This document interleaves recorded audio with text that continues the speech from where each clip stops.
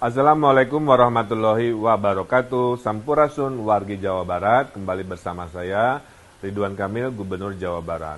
Kali ini saya akan menerangkan video yang sangat-sangat penting tentang siapa, bagaimana, dan apa itu bantuan sosial selama COVID-19 buat warga Jawa Barat dan para perantau Jawa Barat. Video ini juga adalah panduan kepada RT, RW, dan petugas yang mendata tentang siapa-siapa yang perlu didata dan perlu diberi bantuan. Silahkan saksikan. Jadi saya akan menerangkan daftar penerima bantuan sosial COVID-19. Siapakah yang dibantu oleh bantuan sosial? Kita lihat layar di sebelah atas, ya. Dalam survei zona ekonomi menengah bawah, ya, itu ada persentase dari mulai yang paling miskin, ya, di kelompok paling bawah, di sini kira-kira begitu.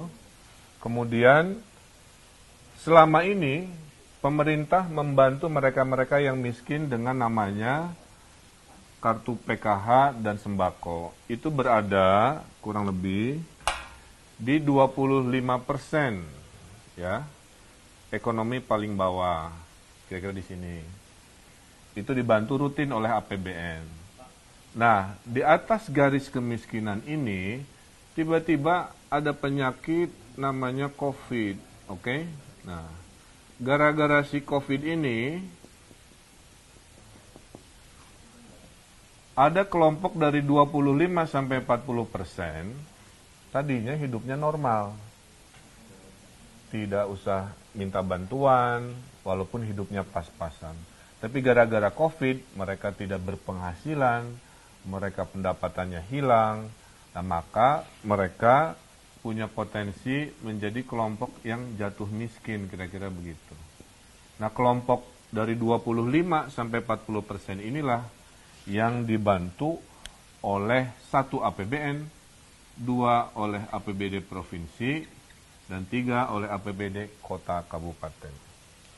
Nah,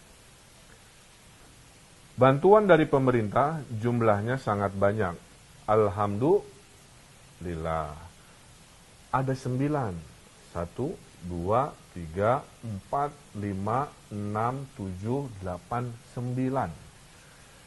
1 kita sebut namanya program keluarga harapan PKH. 2 kartu sembako. Nomor 1, nomor 2 ini adalah untuk yang miskin lama, yang sebelum COVID sudah dibantu. Sehingga walaupun dia miskin, dia tidak akan mendapatkan bantuan nomor 3 sampai 9 karena sudah dibantu dari bulan Januari dan akan dibantu sampai bulan Desember, kira-kira begitu. Nah, dari nomor 3 bantuannya sampai pintu nomor 9 ini muncul gara-gara ada si COVID ini. Kira-kira begitu. Nah, apakah pintu nomor 3 sampai 9 itu? 1, di nomor 3 ada bantuan presiden. Tapi ini untuk Jabodetabek perantau supaya tidak mudik. Ya. 4, ada kartu prakerja. Kartu prakerja ini untuk pengangguran atau mereka yang kena korban PHK. Kalau Anda kena PHK, baru-baru saja diberhentikan, maka pintunya dari 9 pintu ini, kartu prakerjalah penolong Anda. Nomor 5, ada kota, ada desa. Nah, kalau Anda terdampak oleh COVID ini, tapi KTP dan tinggalnya di desa, maka nomor 5 inilah yang membantu Anda, yaitu dana desa. 30% dari dana desa sudah ditugaskan membantu COVID-19. Nomor 6, adalah bantuan Kementerian Sosial untuk umum, profesi tukang gorengan, profesi supir angkot mungkin, profesi ojek pangkalan, profesi seni, apa yang merasa terkorbankan dan tidak bisa hidup, itu dibantu oleh nomor 6. Sisanya, kalau sudah nomor 1, 2, 3, 4, 5, 6 ini masih kurang, masuklah bantuan dari provinsi, dari saya, dari para DPRD yang terhormat. Juga Kalau masih kurang dari provinsi, masuklah bantuan sosial dari kota kabupaten. Dan terakhir, kalau masih ada yang tidak punya KTP, tidak punya kartu keluarga, sektor informal yang tidak tersurvei, misalkan ada anak jalanan, gelandangan, pengemis, dan lain-lain yang tidak biasa masuk ke data, maka ada program kemanusiaan, yaitu program untuk memberi makanan, atau kita sebut juga program nasi bungkus. Jadi insya Allah ya, tidak boleh ada yang kelaparan di tanah Jawa Barat. Mereka yang berkesusahan akan diberi pertolongan. Kita simulasikan, Pak, kalau saya PHK, saya dapat bantuan dari mana? Dari Pak Gubernur, dari Pak Presiden, atau dari mana? Nah, kita simulasikan. Kalau Anda kena PHK atau pengangguran, katakanlah nama Anda Luna Maya, ya. Dan ini saya ngarang-ngarang, mohon izin. Maka dari pintu nomor 3, nomor 9 gara-gara COVID ini, yang kena PHK berada di zona bantuan kartu prakerja. 600.000 kali 3 bulan, dan lain-lain. Pada saat Anda sudah mendapatkan kartu prakerja, bantuan 600.000 kali 3 bulan, Anda tidak berhak lagi, walaupun tinggalnya di desa, atau meminta bantuan dari Kemensos, dari Bansos Provinsi, Kokap, nggak boleh. Hanya dari kartu prakerja, insya Allah cukup. Simulasi kedua, jika ada warga desa menjadi lebih susah hidupnya karena COVID, katakanlah namanya Sahrini, Ampura Ece Sahrini, saya pakai namanya, maka Sahrini ini dibantunya tidak di nomor yang lain, hanya di nomor bantuan nomor 5, namanya dana desa. Nah, jika ada teman Sahrini ini tidak mendapatkan bantuan dana desa karena terbatas, maka teman-temannya Sahrini ini akan dibantu oleh Kemensos, masih kurang dibantu lagi oleh provinsi, masih kurang dibantu lagi oleh kota kabupaten. Kira-kira gitu. Simulasi ketiga, Pak, saya KTP-nya bukan KTP lokal, alias perantau, ya. Kalau Anda perantaunya tinggalnya di Jabodetabek, maka Anda dibantu Pak Jokowi oleh Pak Presiden, 600.000 kali 3 bulan juga. Maka perantau ini masuknya adalah bantuan nomor 3, yaitu Bansos Presiden. Ya. Nah, jadi para perantau Bodebek di Jawa Barat, pintu bantuan Anda jangan yang lain-lain, jangan hanya ke gubernur, bantu di Bansos Presiden. Tapi kalau perantaunya ada di kota Bandung, bukan di Bodebek, maka para perantau ini dibantu oleh bansosnya provinsi. Kira-kira begitu. Clear ya? Tidak boleh ada yang kelaparan di tanah Jawa Barat. Mau KTP Jawa Barat, bukan KTP Jawa Barat dibantu. Yang bukan KTP Jawa Barat perantau, kalau tinggalnya di Jabodetabek dibantu Pak Jokowi. Kalau tinggalnya di luar Jabodetabek dibantu kami dari provinsi. Kira-kira begitu. Simulasi berikutnya, profesi umum, ya. Karena ada istilah apa? Kenapa ojol aja yang kesannya dibantu? Dalam bantuan pemerintah nggak milih-milih profesi. Selama dia jatuh miskin gara-gara COVID, apapun profesinya itu kita bantu. Nah, ini Cinta Lora misalkan menjadi jatuh pada rawan miskin ke arah kemiskinan, profesinya umum, maka tadi kalau profesi umum ini tinggalnya di desa, didahulukan dana desa, ya. Kalau dia profesi umum ini sudah habis bantuan dari desa atau tinggalnya di kota, dia masuklah bantuan pintu nomor 6 dari Kemensos, 600.000 kali 3. Ternyata teman-temannya Cinta Laura yang seprofesi nggak kebagian di bantuan nomor 6, jangan khawatir. Bantuan nomor 7 akan masuk jika tidak cukup bantuan nomor 6 dan tidak cukup nomor 6, nomor 7, maka bantuan dari wali kota, bupati masuk di sini.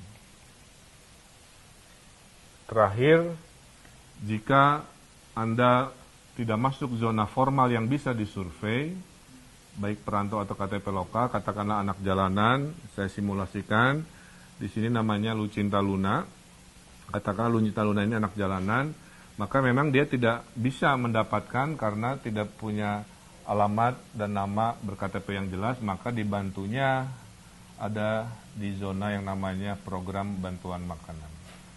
Jadi kesimpulannya bahwa semua warga yang terdampak COVID itu akan dibantu dari pintu bantuan nomor 3 sampai nomor 9, dan masing-masing tidak boleh ada yang duplikasi mendapatkan 2 bantuan.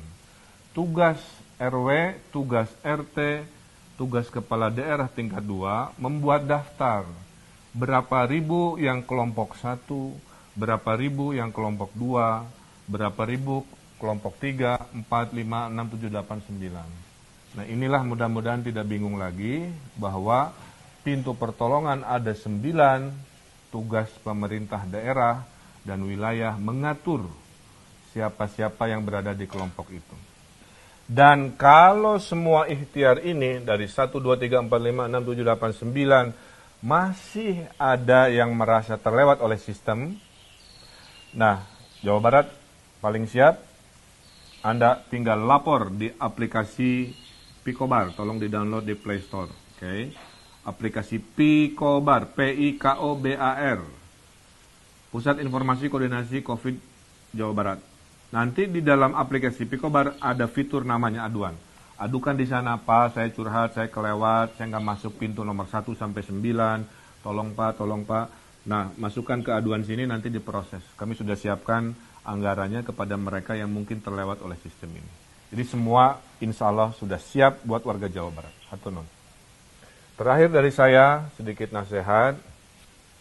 Dalam suasana sulit ini, saya mendoakan, karena pemerintah tidak akan sanggup bisa menolong semua orang, maka saya mendoakan agar masih bisa menjadi kelompok tangan di atas yang memberi kepada tangan di bawah. Tangan di atas ini adalah orang-orang yang paling mulia. Saya terharu ada Hafiz namanya, anak SD dari Kabupaten Bandung Dayakolot, menyumbangkan jajannya untuk membantu COVID. Walaupun dia berkesusahan juga, ibunya tukang bakso yang terdampak COVID, tapi dia bersemangat mendabungkan dari tabungannya untuk menolong. Kemudian nasihat dari para ulama, sebelum kita tangannya di bawah, ya, urut-urutannya adalah kita sebut urutan survival. Habiskan dulu jika Anda punya tabungan. Disinilah momen tabungan itu dipakai, ya. Tabungan itu kan ditabung untuk suasana darurat, situasi darurat. Sekarang COVID, momen kedaruratan. Gunakan tabungannya sampai titik-titik terakhir. Jika tabungan habis, ada aset yang bisa dimanfaatkan. Jual perhiasan, jual elektronik, apa dan sebagainya supaya survive, supaya tetap dalam kategori kelompok mandiri. Kalau tabungan sudah habis, aset sudah tidak punya, barulah masuk ke kelompok terakhir. Jadi saya harap mereka yang masih punya tabungan aset, jangan buru-buru berada di kelompok tangan di bawah menerima bansos. Ini untuk mereka yang betul-betul kepepet, sudah tidak punya tabungan, tidak punya aset. Dan tugas ini bukan hanya tugas pemerintah, tapi juga tugas dari masyarakat. Ada yang nyumbang sembako, ada yang nyumbang uang. Mari kita bahu-membahu karena COVID-19 adalah masalah bersama. Dari pemerintah menyumbang, masyarakat melakukan gerakan sumbangan juga, donasi. Sehingga penerima rumah tangga yang tidak punya tabungan dan aset ini bisa survive minimal 3-4 bulan ke depan. Jadi saya kira itu para pemirsa bahwa masalah COVID-19 adalah masalah bersama. Pemerintah sudah punya 9 pintu pertolongan. Tugas di wilayah memastikan siapa mendapat apa tanpa ada duplikasi. Tidak boleh ada yang terlewat, tidak boleh ada manusia yang kelaparan di tanah Jawa Barat. Mari jadi kelompok tangan di atas. Mari gunakan tabungan dulu, aset dulu, baru masuk kelompok yang tangan di bawah. Apapun itu, dengan kebersamaan, dengan kekompakan, insya Allah kita pasti menang melawan COVID-19 ini. Wabillahi taufiq wa hidayah, sekian dari saya. Wassalamualaikum warahmatullahi wabarakatuh.